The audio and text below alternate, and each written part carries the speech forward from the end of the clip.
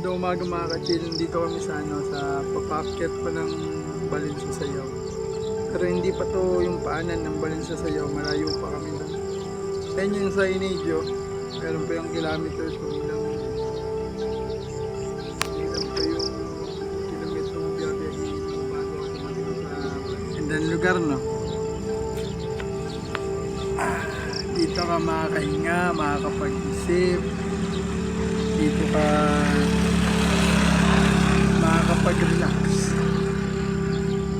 Tapos lang namin uminom ng kape, tapos kumain ng malunggay pandesal na meron cheese. Sarap, sulit. Anong mapapayo mo sa mga tao na naghahanap ng totoong kaligayahan? Kung naghahanap ka ng totoong kaligayahan, hindi mo makikita, hindi mo mundo. Akala nyo masaya tayo dahil porket napakaganda ng lugar. Pero yung totoong kasiyahan, hindi mo naman makikita dito sa mundo. Makikita mo yan sa Panginoon. Makikita mo sa Diyos ang tunay na kaligayahan. Itong mundong to, darating ang panahon, hindi naman tayo pabata ng pabata eh. Patanda tayo mga ka-chill. So, tatanggapin natin sa buhay natin na yung oras natin sa mundong to ay konti lang.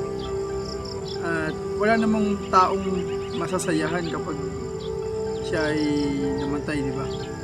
Ikaw, may isip mo malapit ka na mamatay, kasaya ka ba? O hindi. Tunay na kaligayahan wala dito, nandun sa Diyos. Pag-uwi natin dun sa tunay na mundo. Sa mundo na ginawa ng Panginoon. Sa mundo na kung saan wala nang iiyak, wala nang mahihirapan, wala tayo ibang gagawin kundi yung mas madiscovery pa natin kung sino tayo sa Diyos o sino tayo sa Panginoon. Sa Kanya mo lang malalama yung tunay na kaligayahan, wala dito sa mundo nito. Lahat to peke. Naulit ko, lahat to peke. Pwede kang makarelax ng ganito, makahinga ka man lang sa mga problema mo sa mundo. Pero pagtapos mo mag-relax, pagbalik mo ulit sa buhay mo, ganun pa rin. Nahihirapan ka pa rin, napapagod ka pa rin.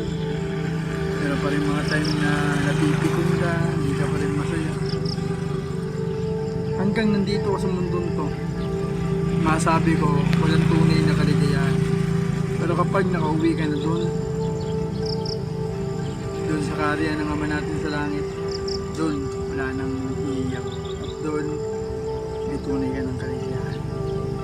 Ayun lang mga chill.